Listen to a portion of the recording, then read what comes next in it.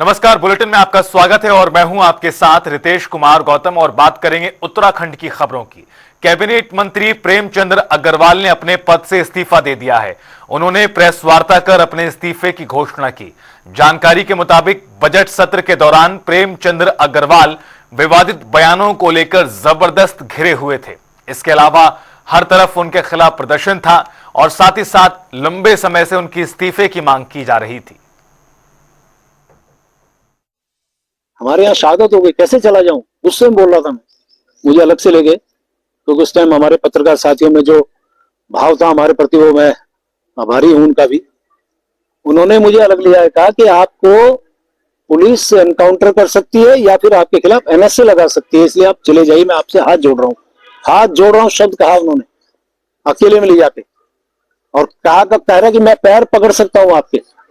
ये स्थिति है अब आपके और राजेंद्र शाह के खिलाफ। राजेंद्र शाह के बाद जो हमारे विधायक थे, फिर उनके खिलाफ, आज वो भी नहीं है, उनको भी श्रद्धांजलि दे रहा हूं, उनको उनके खिलाफ फिर एनएसए लगी थी। फिर वहां से मैं गया, खुशहाल सिंह राणा आज भी जिंदा है, उनके यहाँ रुका मैं रात को, पुलिस नीचे घूम रही, मैं उसमें बैठा हूं। और उसके बाद मैं वहां से सुबह सुबह अपनी मोटरसाइकिल के साथ भागा। देखा तो यहीं पे जो आपका कांग्रेस भवन है, यहीं से बॉडी मुसरू से आई, तो यहाँ पे लोगों ने जाम लगाया, जैसे कैसे बॉडी को जो हरिद्वार तक अंत्येष्टि उनकी होनी थी उनको भिजवाया। तो ये बहुत सारी घटनाएं। डॉक्टर मनोज जोशी जी आए थे, डोयल में उनकी अरेस्टिंग नहीं होने दी, बहुत देर तक उनकी गाड़ी के आगे लेटा, बहुत सारी घटनाएं। तो मैं ये जो बातें बताई, इसका मतलब सिर्फ इतना है कि जिसने इस आंदोलन, इस उत्तराखंड को बनाने में अहम भूमिका निभाई, लाठियां खाई है। तो मेरे पास आज वो फोटो नहीं है, यदि वो फोटो को मैं आज आपको दिखाता, कि वो फोटो आप देखते तो पुलिस वाले लठ मार रहे हैं, मैं नीचे पड़ा हूं, एक हाथ से अपने आप को सेव कर रहा हूं कि बचा लो। ऐसे मैं उस समय लाठियां खा रहा था संघर्ष के दौरान।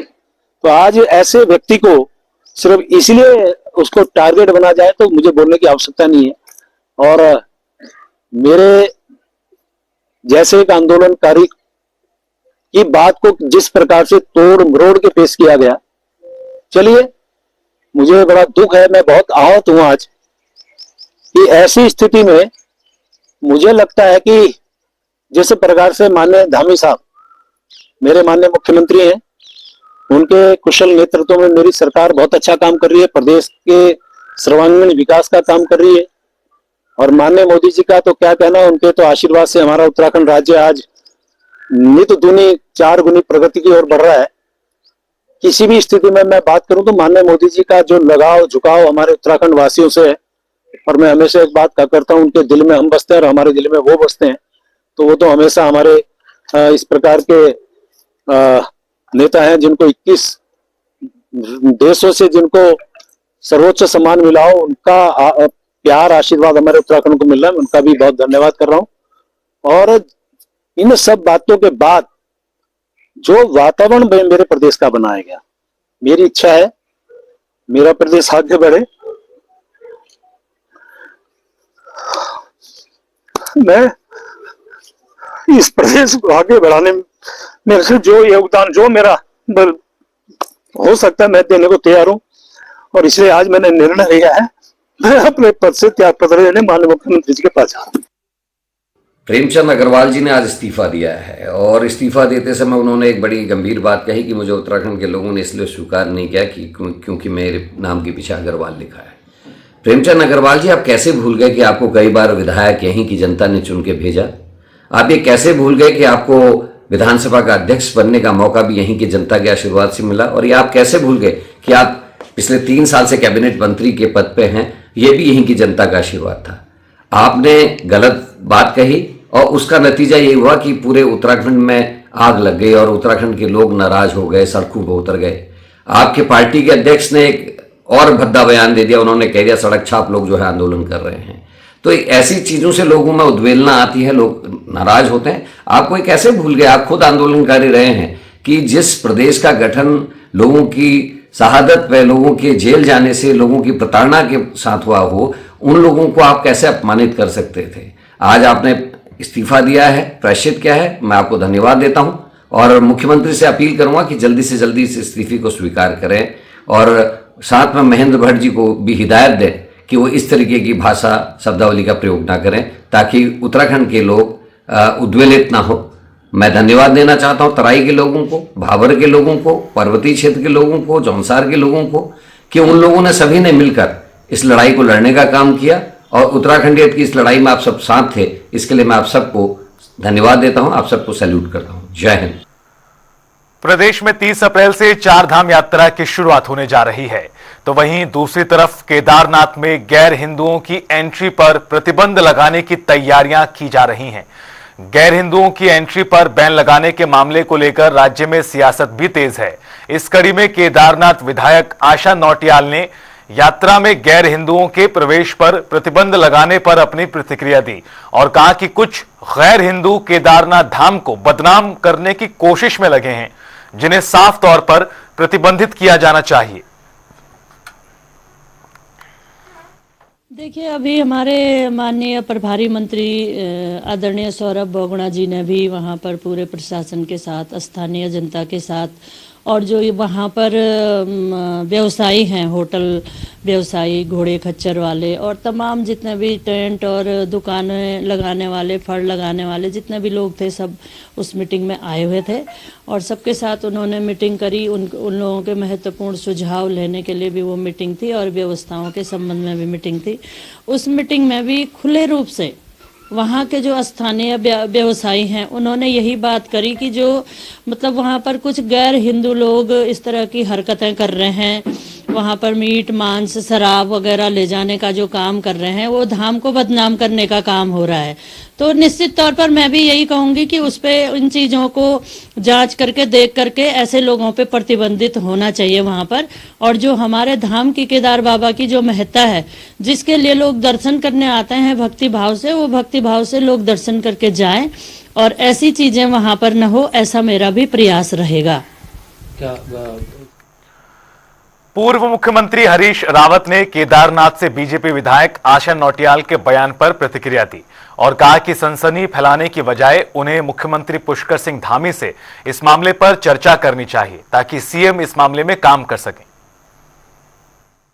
ऐसे एकाध लोगों के विषय में तो पहली जब आपदा आई थी उस समय इस तरीके की बातें आई थी, जो भी लोग थे, बल्कि हमने फिर उसकी जांच भी करवाई। हमने कहा फिर कौन लोग हैं ऐसे लोग, जब मैं मुख्यमंत्री बन के आया, ये उससे पहले की बातें हैं।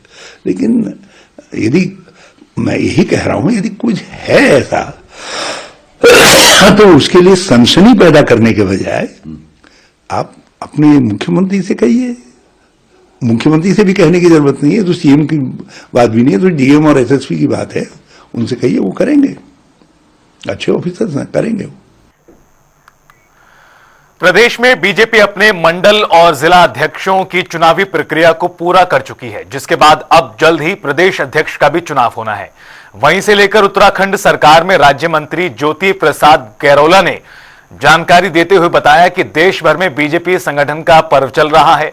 उम्मीद है बीजेपी को मार्च के आखिर तक नए प्रदेश अध्यक्ष मिल सकते हैं। मुझे लगता है जैसे पार्टी ने अपना राष्ट्रीय शेड्यूल अनाउंस किया है कि अप्रैल माह में राष्ट्रीय अध्यक्ष, नए राष्ट्रीय अध्यक्ष का निर्णय हो जाएगा। उससे पूर्व जो है हमारे आधे से अधिक राज्य में प्रदेश अध्यक्षों की रचना होनी चाहिए। तो उस ओर सभी राज्य आगे बढ़ रहे हैं। हमारे राज्य में हमने मंडलों में और जिलों में अपनी ये प्रक्रिया पूरी की है। तो मुझे लगता है इस मार्च के महीने में। प्रदेश कांग्रेस ने बीजेपी पर कांग्रेस में अपने स्लीपर सेल भेजने का आरोप लगाया, जिस पर पलटवार करते हुए बीजेपी प्रवक्ता कमलेश रमन का बयान आया है। उन्होंने कहा कि बीजेपी विश्व की सबसे बड़ी पार्टी है, नंबर 1 पार्टी है, उनको कांग्रेस जैसी डूबती पार्टी में स्लीपर सेल भेजने की जरूरत नहीं। उन्होंने कहा कि कांग्रेस को अपने कार्यकर्ताओं और नेताओं पर भरोसा नहीं है। बीजेपी पर आरोप लगाने से बेहतर है कि कांग्रेस अपने संगठन में काम करे। देखिए, भारतीय जनता पार्टी राष्ट्रीय पार्टी है और नंबर 1 देश की पार्टी है, तो उसको कोई आवश्यकता नहीं पड़ी है कि डूबते हुए जहाज में, लड़खड़ाते हुए जहाज के जो कांग्रेस का जहाज है उसमें अपने स्लीपर सेल छोड़े। हाँ, अपनी हार का ठीकरा, अपनी निराशा को की बौखलाहट है उनकी कांग्रेस की, जो वो आरोप लगाने का काम कर रहे हैं। तो मुझे लगता है कि उन्हें ना ही तो अपने कार्यकर्ताओं पर भरोसा है और ना ही अपने नेताओं पर भरोसा है, और इसीलिए वो उनको स्लीपर सेल कहने की बात करते हैं बार बार। तो कांग्रेस को अपने संगठन में मंथन करना चाहिए, विचार करना चाहिए कि उनका संगठन कैसे बढ़े, और अपने नेताओं के ऊपर, अपने कार्यकर्ताओं के ऊपर भरोसा करना चाहिए, बनस्पत इसके कि वो सत्ता पक्ष के ऊपर आरोप लगाए। तो मुझे लग रहा है कि कांग्रेस की ये निराशा और बौखलाहट है जो इस तरह के गलत बयानबाजी करके वो लोगों के बीच में अपने आप को एक साफ छवि का दिखाने की कोशिश करते हैं। साल 2025 तक उत्तराखंड को टीबी मुक्त करने के लिए एनएचएम की ओर से 100 दिनों का विशेष टीबी अभियान चलाया जा रहा है, जो मार्च महीने में समाप्त होगा, यानी इसी महीने।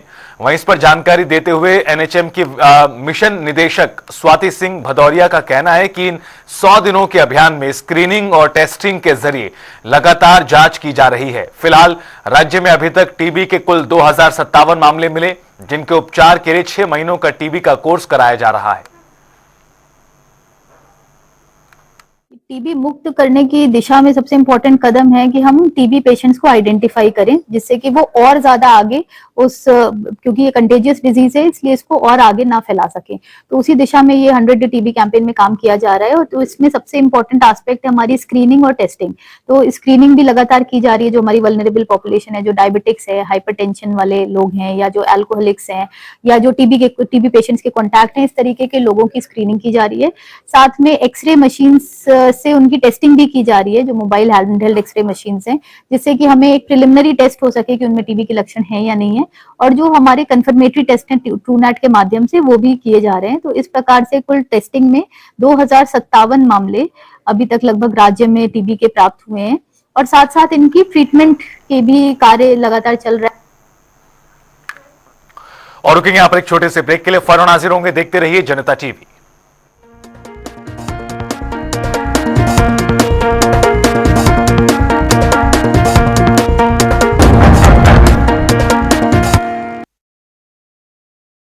बाकी फीड बोलते नंबर 1 है, कुछ टाइम दूध भी बढ़ाते हैं, लेकिन पशुओं को देखो, बीमारी, कमजोरी। असीस फीड, बेहतर दूध, बीमारियों से लड़ने की ताकत और बच्चे जनने की काबिलियत। बेहतर दूध, बेहतर स्वास्थ्य, सालों साल।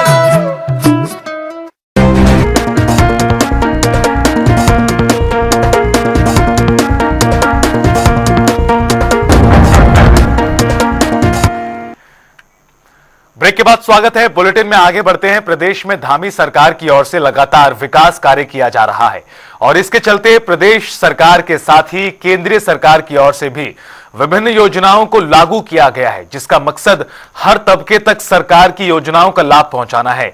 देखिए हमारी खास रिपोर्ट।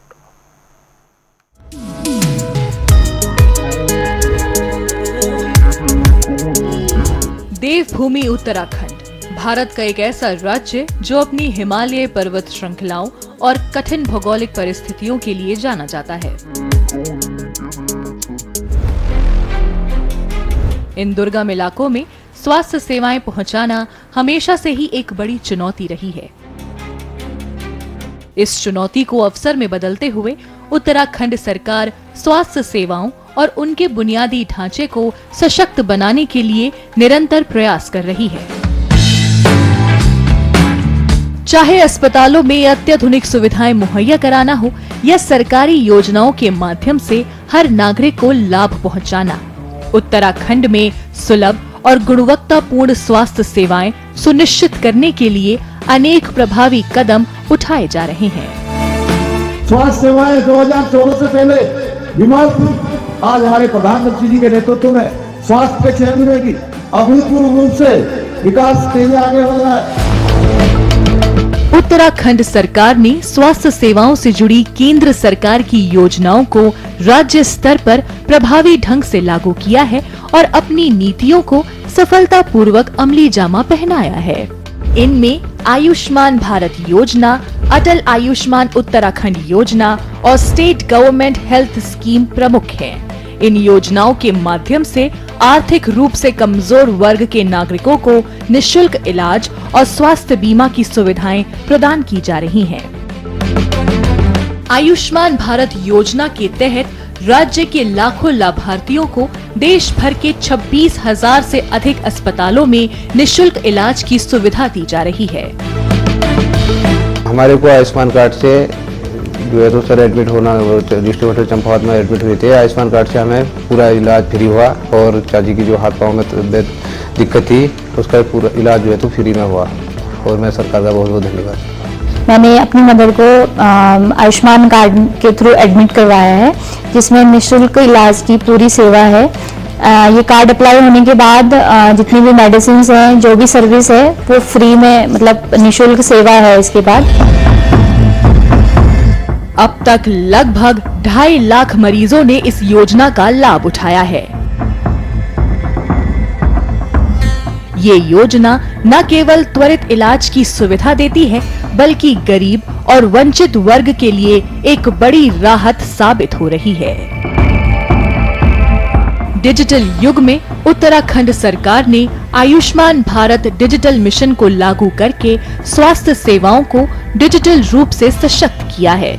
अब नागरिकों को आयुष्मान भारत स्वास्थ्य खाता आईडी प्रदान की जा रही है, जिससे उनके स्वास्थ्य रिकॉर्ड को डिजिटल रूप से सुरक्षित किया जा सकता है। अब तक लगभग 69 लाख आयुष्मान भारत स्वास्थ्य खाता आईडी बनाई जा चुकी है। आयुष्मान भारत जो स्वास्थ्य योजना है उसमें उत्तराखंड सरकार ने पहल ये की है कि जब से ये लागू हुआ था उसमें हम लोगों ने यूनिवर्सलाइजेशन का कॉन्सेप्ट हम लोग लेके चले हैं। इसका मतलब ये है कि कोई भी व्यक्ति जिसके पास बेसिक राशन कार्ड हो वो एलिजिबल हो जाएगा। सरकार ने एनजीओ जैसी संस्थानों के साथ मिलकर एक अनूठी पहल की है, जिसके तहत जरूरतमंद लोगों को निःशुल्क डायलिसिस की सुविधा प्रदान की जा रही है। इस पहल से न केवल मरीजों को बेहतर स्वास्थ्य सेवाएं अपने नजदीक मिल रही हैं, बल्कि उन्हें बड़े शहरों तक जाने की परेशानी से भी छुटकारा मिला है। मैं यहाँ पे डायलिसिस करा रहा हूँ 2 साल से, और यहाँ पे सर बहुत अच्छी सुविधाएं हैं हमारे लिए, खासकर क्योंकि हम देहरादून में इतना वो नहीं कर पाते, खर्चा इतना सहन वो नहीं कर पाते, तो सर जब से यहाँ पे खुला हमारे लिए काफ़ी सुविधा हो रही है। नागरिकों को बेहतर स्वास्थ्य सेवाएं प्रदान करने, शोध को बढ़ावा देने और नए उपचार विकसित करने के उद्देश्य से उत्तराखंड सरकार मेडिकल कॉलेजों की स्थापना कर रही है। उदाहरण के तौर पर पिथौरागढ़ में राजकीय मेडिकल कॉलेज का निर्माण किया जा रहा है, जो न केवल स्थानीय छात्रों के लिए बल्कि आम नागरिकों के लिए भी लाभकारी साबित होगा। वर्तमान में उत्तराखंड में 276 सक्रिय अस्पताल हैं, जो निजी और सरकारी दोनों क्षेत्रों के मिलाकर हैं। सरकार ने सरकारी अस्पतालों को अत्याधुनिक सुविधाओं से लैस करने के लिए भी कई महत्वपूर्ण कदम उठाए हैं। उदाहरण के तौर पर अब लगभग हर सरकारी अस्पताल में सिटी स्कैन जैसी सुविधाएं उपलब्ध हैं, जिससे लोगों का समय और खर्च दोनों बच रहा है। पहले यहाँ हॉस्पिटल होने के बाद भी लोगों को बहुत दूर दूर जाना पड़ता था छोटी छोटी चीज़ों के लिए, जो आज की डेट में चंपावत जिला अस्पताल में लोगों को मिल रही हैं, तथा हर चीज़ की सुविधा यहाँ उपलब्ध है। उत्तराखंड सरकार के इन अभिनव प्रयासों से राज्य में स्वास्थ्य सेवाओं की दिशा में एक नई क्रांति आ रही है। सरकार द्वारा लागू की गई योजनाओं का प्रभावी क्रियान्वयन, डिजिटल तकनीक का कुशल उपयोग और दूर दराज के क्षेत्रों में उच्च गुणवत्ता की स्वास्थ्य सेवाएं पहुंचाने की दिशा में उठाए गए कदम राज्य के स्वास्थ्य इंफ्रास्ट्रक्चर को मजबूती प्रदान कर रहे हैं। ये कदम न केवल वर्तमान में बल्कि भविष्य में भी उत्तराखंड के नागरिकों को बेहतर स्वास्थ्य सुविधाएं सुनिश्चित करने में अहम भूमिका निभाएंगे।